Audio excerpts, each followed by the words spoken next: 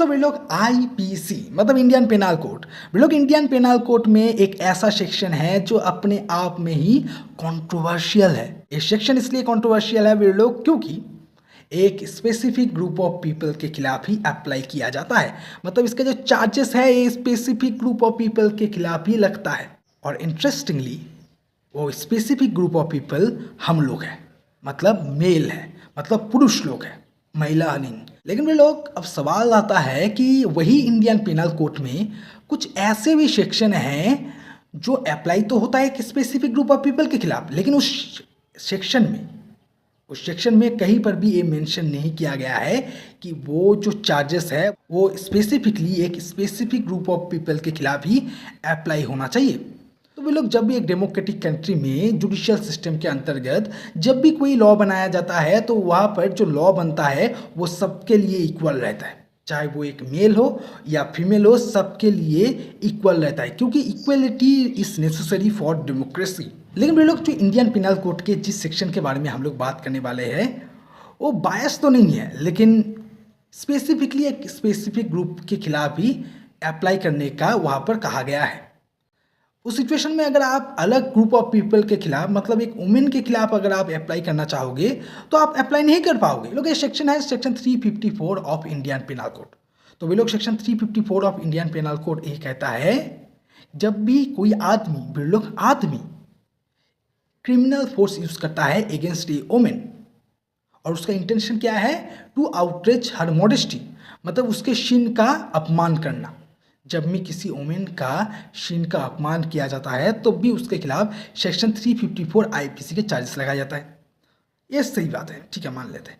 लेकिन वही आप अगर सेक्शन 376 आईपीसी जो रेप के पनिशमेंट के बारे में बात करता है, अगर आप उस सेक्शन में देखोगे वहाँ पर कहीं पर भी नहीं लिखा गया है कि एक मेल और फीमेल, हम अक्सर कोर्स में देखते हैं कि जो चार्जेस लगाया जाता है, जो सेक्शन 376 आईपीसी के चार्जेस लगाया जाता है वो स्पेसिफिकली एक मेल के खिलाफ ही लगाया जाता है। वही आप अगर सेक्शन 375 आईपीसी के सेक्शन देखेंगे जहाँ पर रेप के डेफिनेशन के बारे में बताया गया है वहाँ पर भी मेन के बारे में, एक आदमी के बारे में कहा गया है, क्योंकि वहाँ पर ज़रूरत है उस डेफिनेशन को फुलफिल करने के लिए, उस डेफिनेशन को समझाने के लिए ज़रूरत है कि अगर कोई मेन एक वोमेन को फोर्सली उस पेनिट्रेट करता है, इसके साथ साथ और भी कुछ कहा गया है, अगर करता है तो उसे रेप माना जाएगा।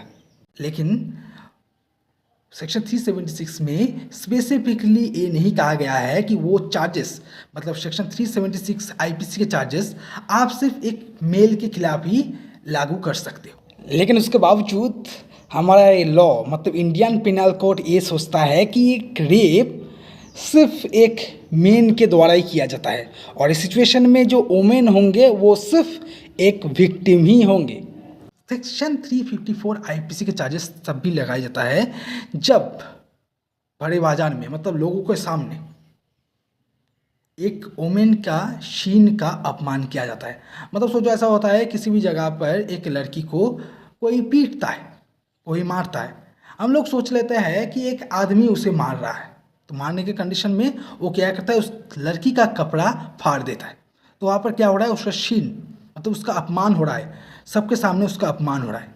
तब उस आदमी के खिलाफ सेक्शन 354 आईपीसी के चार्जेस लगाया जाता है। आपको क्या लगता है, क्या वो चार्जेस मतलब सेक्शन 354 आईपीसी के चार्जेस क्या एक वुमेन के खिलाफ अप्लाई नहीं किया जा सकता? क्योंकि ऐसा हो सकता है कि बड़े बाजार में मतलब सबके सामने एक वुमेन ही एक अलग वुमेन के मॉडेस्टी को आउटरीच करता है। तो वे लोग ये सेक्शन इसीलिए अपने आप में कंट्रोवर्शियल है।